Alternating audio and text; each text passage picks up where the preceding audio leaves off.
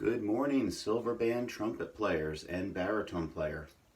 As always, we have a lot to do today and very little time to get this done. So let's jump right into it. Definitely start with a warm-up before you guys start playing.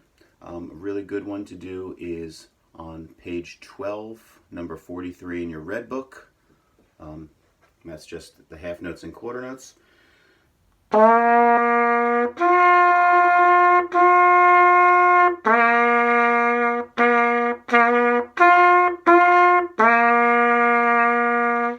So you know that one.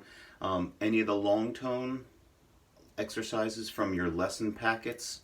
Lesson 4 has a great 5-note long tone warm up.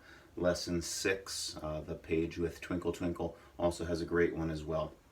So I'm sort of warmed up already, so we're going to jump right into the lesson. In that original packet, go to lesson 9. And if you're looking at that, on the top of the page you have 3 new notes. Okay, the low B flat, the low A, and the low G. You notice that flat sign next to the B flat? Okay, that's what makes it different than your low B. That low B, of course, second valve. This low B flat, first valve. You see the low A, 1 and 2, just like the high A, and very new different note, that low G, 1 and 3. So a good way to kind of do this, I would just start on a C and just tongue that first C and then move your fingers right down like this.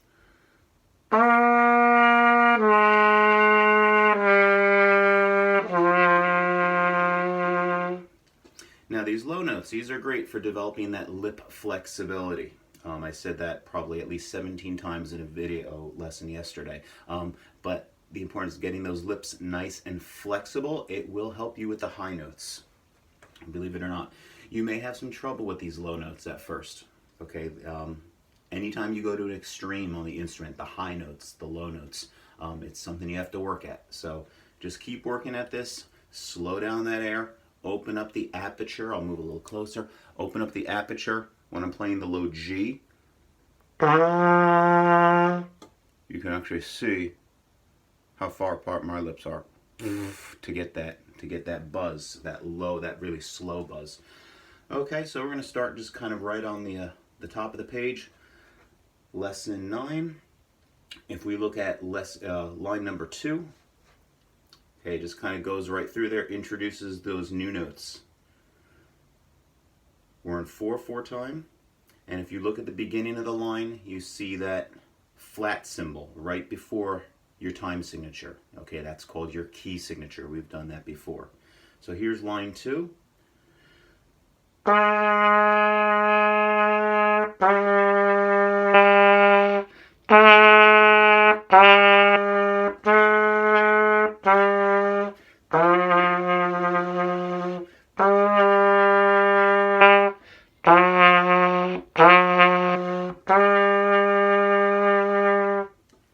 And again, you might have a little trouble with those low notes. You heard that G wasn't exactly the best sounding G, but again, keep working at it, keep plugging away at it, get better and better.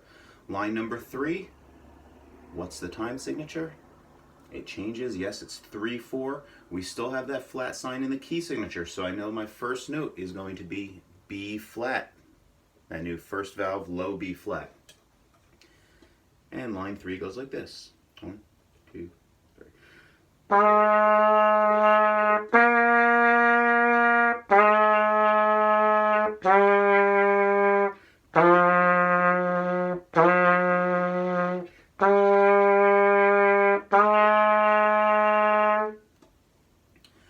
Okay, you can certainly go on and work on line 4 and 5. Oh, when I look at line 3, how can I tell that second note in the second measure, how can I tell that's a C, not an A? That's right, those ledger lines. The C has 1 ledger line, the A is 2 ledger lines below the staff. Okay, so just make sure you're looking for stuff like that. Line number 5, just a great little tune kind of working on that middle to upper register. I know my B's are flat because I look at the key signature, I see a B flat in the key signature. Also a great exercise to work on that tonguing, ta, ta, ta. That tip of the tongue should be kind of right behind the teeth.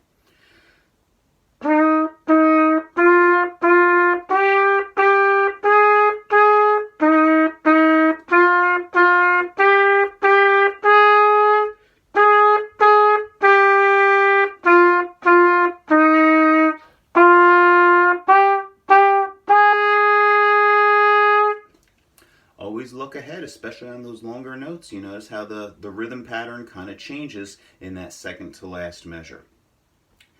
Line number 6, music in the air. This is just like from page 16 in your red book. Check out that key signature.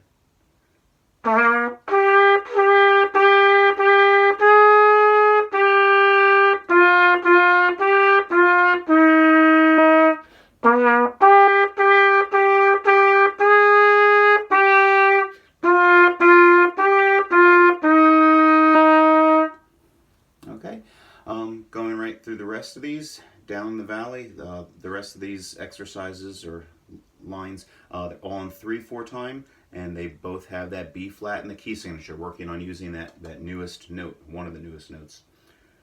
Here's line 7.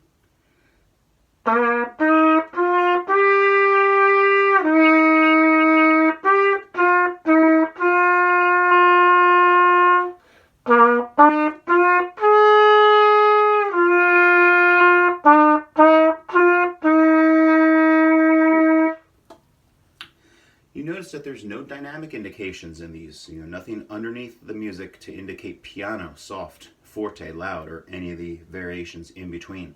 So when you're playing this at home, do it the way that you want. Play it loud, play it soft, try it a couple different ways. Okay, that's one of the great things about music. If it's not there, it is then up to you to do this. Okay, here's the man on the flying trapeze.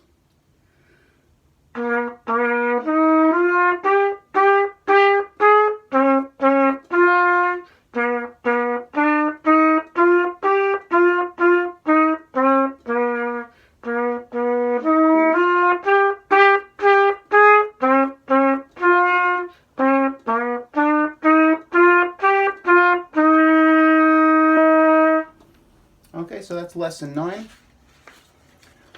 Work on those. I think on your sheet I said lines 1 through 3 and then check out the rest of them, but really check out all of them. They're all good things for you. Okay, lesson 11. The top few lines, the top 2 lines, just basically kind of warm-ups. These are good, just kind of long note warm-ups for you to work on as well.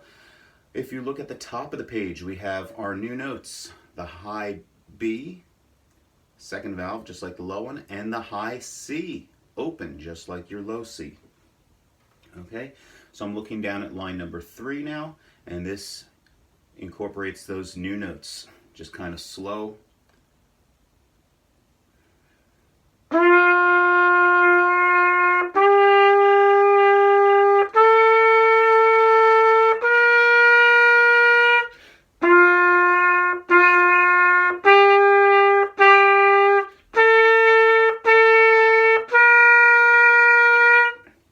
So you want fast air. Make sure you're supporting from your stomach, this diaphragm muscles, they say. Almost imagine like, you're holding like a real heavy boulder.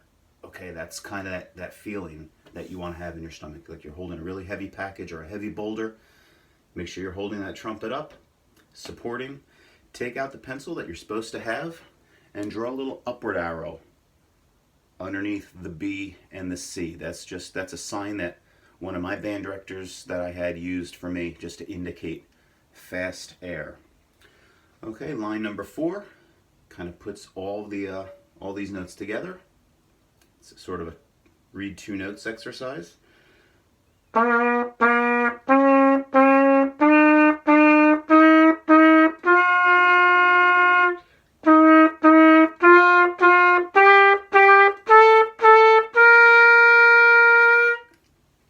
If I look at the beginning of these lines, there is nothing in the key signature.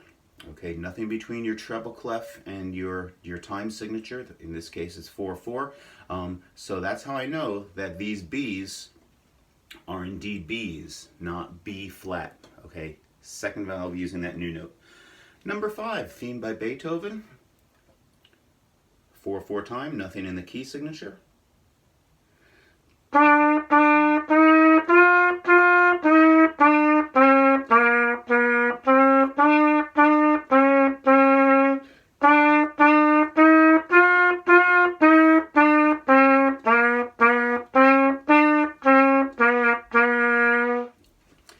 if you look in your red book on page 29, exercise 131, it's the same thing, but in the more familiar version that you know.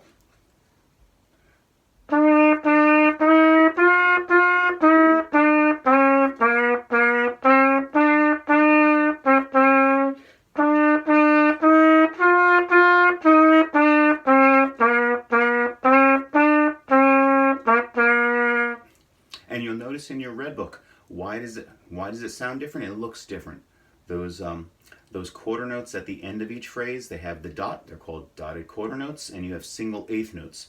So that's why it sounds the way I just played, and it looks different as well too. Okay. One brief thing: make sure you have a garbage can or a piece of newspaper, if you still get a newspaper. That way you can empty out your water key and the water's not going onto the floor. Okay, according to your work, you have now a choice, either Billy Boy, line 6, or Marine's Hymn, line number 7. If you have time, do them both. Here's line 6.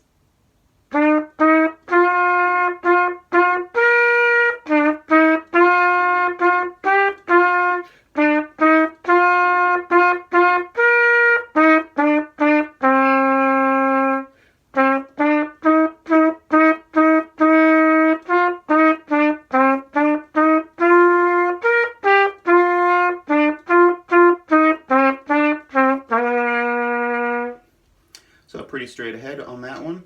The Marine's Hymn, you'll notice at the end of the first line, you have repeat dots. You go back to the beginning, do it twice.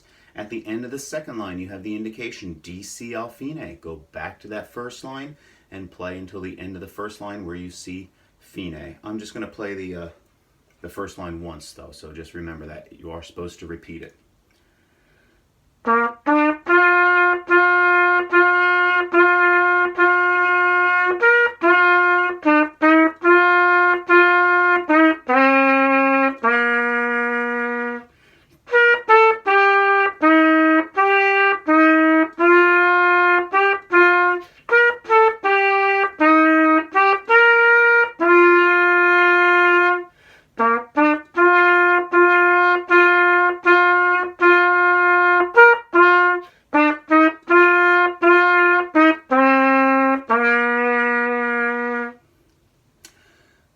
The last thing that you're going to work on from these lessons, line number 8, your C scale. Check it out on the bottom, nothing in the key signature.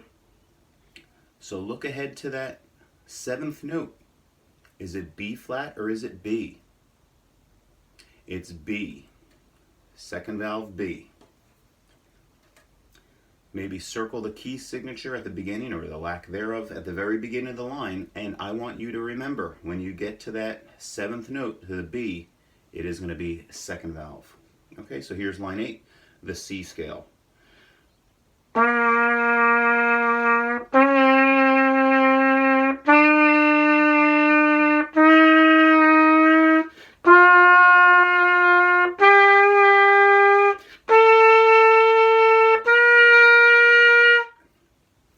So again, as you're playing these higher notes, tighten up, keep that those corners, that triangle, 1, 2, 3, point that chin, really fast air, small aperture as well too.